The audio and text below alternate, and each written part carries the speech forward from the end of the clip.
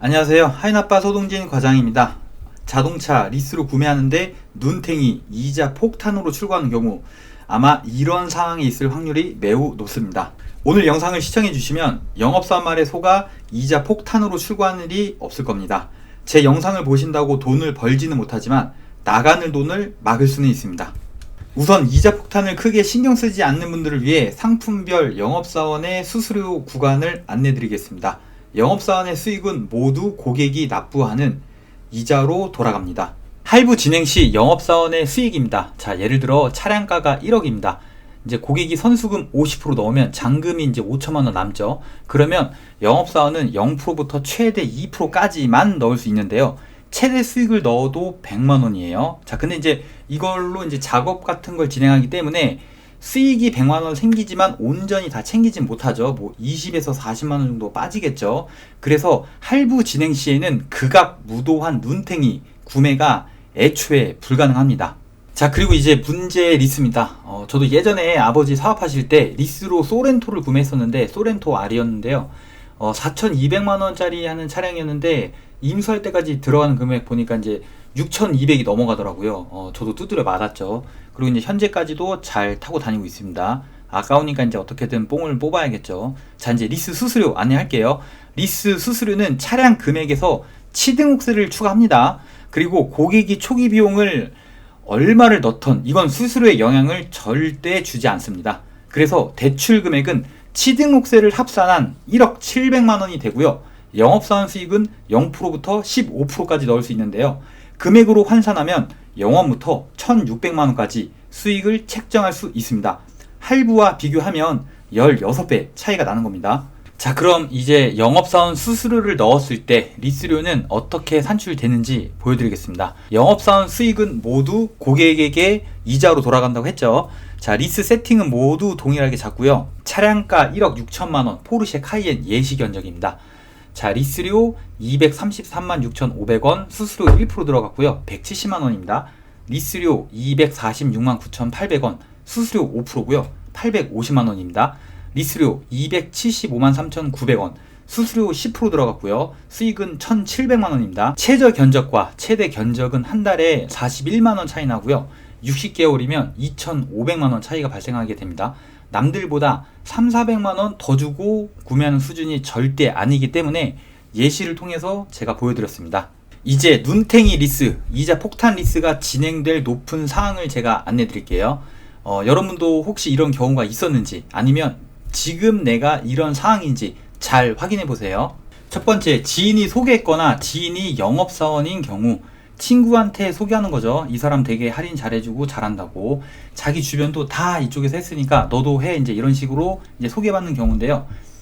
첫 번째 계약자는 정말 저렴하게 했을 수 있어요. 자, 그런데 이제 나머지는 모두 다 두드려 맞고 진행했을 확률이 매우 높습니다. 지인이 적극 추천하니까 그냥 믿고 진행한 경우고요. 이런 경우 특징 보면은 견적서를 단 한 번도 다른 사람과 비교하지 않았기 때문에 이게 바로 핵심입니다. 저한테 연락이 오는 사연 중 가장 비싸게 많이 산 사항으로는 이제 지인이 영업사원인 경우입니다. 자, 믿는 사이, 오래된 사이, 믿고 할게, 알아서 잘해줘. 이제 이렇게 요청하고, 사실 이제 구매하시는 입장에서도 적당히 먹어라. 자, 이런 생각을 하고 있습니다. 자, 그런데 이제 영업사원인 지인인 입장에서는 이제 말로는 잘해준다고 하는데, 이걸 기회라고 생각하는 경우가 좀 많은 것 같아요. 그래서 이제 수수료를 과도하게 놓고 이제 진행하죠. 이제 믿는 사이라서 견적서를 단 한 번도 다른 사람과 비교하지 않았다. 이게 또 포인트가 됩니다. 지인을 통해서 진행하면 왜 비싼 리스가 많을까? 영업사원들이 알고 있고 확신하는 거죠. 여러분이 절대 비교 견적을 안 할 거란 걸요. 네이버 블로그 포스팅 통해서도 저는 이런 사례를 많이 다뤘었습니다. 견적서를 주지 않는 영업사원 당해보신 분들도 있을 거고요. 이해 안 가는 분들도 있을 겁니다. 몇 천만 원 물건을 사는데 1억이 넘어가는 물건을 사는데 어떻게 견적서 한 장 안 받고 계약서에 도장을 찍을까? 상식적이지 않죠. 그런데 생각보다 엄청 많이 이렇게 진행되고 있습니다. 제대로 표현하면 영업사원에게 견적서를 요청해도 핑계대면서 안 줍니다. 그 상황이 어떤 건지 안내 드릴게요. 제일 많이 되는 핑계로는 심사를 봐야 정확한 견적을 알 수 있다. 한도를 모르는 상황에서는 정확한 견적이 불가능하다 말을 하고요. 막상 심사 승인이 나면 계약 서류를 준비하라고 합니다. 그리고 무조건 만나서 말을 하면서 견적서를 만들어보자 이렇게 말을 합니다. 견적서를 주지 않는 이유는 고객이 쉽게 비교하지 못하게 하려고 하는 의도입니다. 담배 피는 시간 아니면 뭐 커피 먹는 시간 이 정도면 이제 비교 견적 정말 하기 쉽죠. 그럼 이제 본인이 계약을 못하니까 수익이 없어지니까 비교 못하게 하려고 견적서를 최대한 늦게 주거나 아니면 핑계대면서 계약서 작성하는 그 순간까지도 견적서를 보여만 주고 절대 건네주지 않는 경우입니다. 이런 경우 특히 포르쉐에 엄청 많습니다. 제가 진행하는 방식이고요. 제가 생각하는 상식이에요. 고객이 견적서를 요청하면 당연히 견적서를 줍니다. 그런데 이제 고객과 진행 시 단 한 장의 견적으로 계약이 나오는 경우는 정말 드물어요. 초기 비용이나 계약 기간이나 잔존 가치에 따라서 견적서가 다 다르기 때문에 적게는 3장, 4장, 많을 때는 10장, 20장 넘게 왔다 갔다 하다가 온전히 이제 대표님들이 견적을 이해하고 마음에 들었을 때, 자, 이때 이제 심사를 진행하고 계약을 진행하거든요.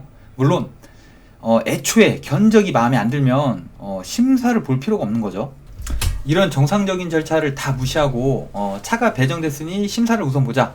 견적서는 승인 후에 다시 상담하자. 그러면서 이제 승인 후에 얘기하자고 해놓고, 막상 이제 승인 나면은 이제 내가 해온 조건이 최고의 조건이니까 이걸로밖에 안 되니까 그냥 계약서에 날인하셔라. 이제 이렇게 진행하셨다면 이자 폭탄일 확률 99%입니다. 근데 생각보다 이렇게 진행하신 분들이 정말 많고요.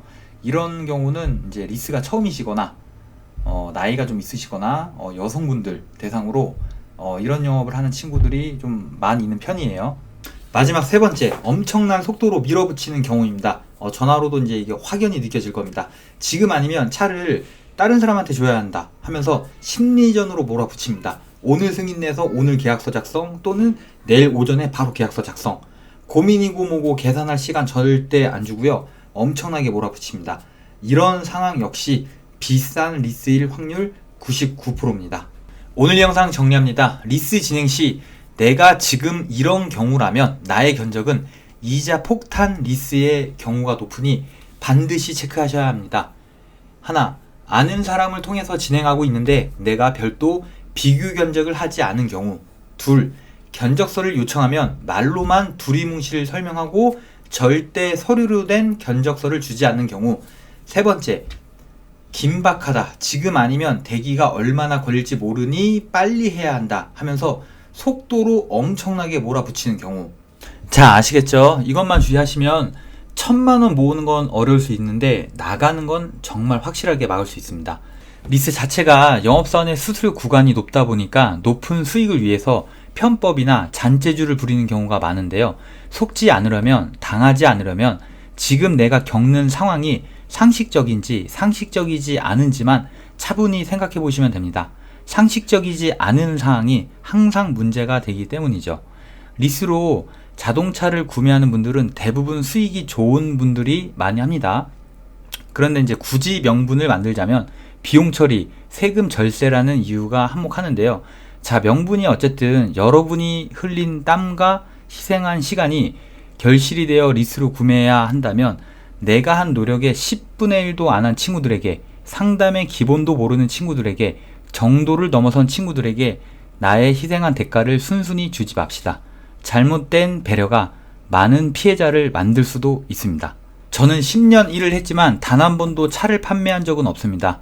전 자동차 리스 대출 중개인이고 그럼 직업에 맞게 이자와 효율 좋은 세팅을 제안하는 게 저의 업의 본질입니다. 그런데 이자는 가리고 자동차 판매에만 포인트를 두는 순간 바로 차파리가 되는 거죠. 전 제 직업에 자부심과 긍지가 있습니다. 최선을 다해 안내드렸지만 제가 드린 견적서를 이해하지 못한 분들께는 계약을 절대 제안하지 않습니다. 제가 생각한 직업의 자부심에 상처가 나지 않도록 앞으로 꾸준히 증명해 보이겠습니다. 오늘 영상도 시청해 주셔서 감사합니다. 구독과 좋아요는 하지 않으셔도 됩니다. 여러분이 이자를 중요하게 생각한다면 어디서든 하윤아빠를 반드시 만나게 될 겁니다.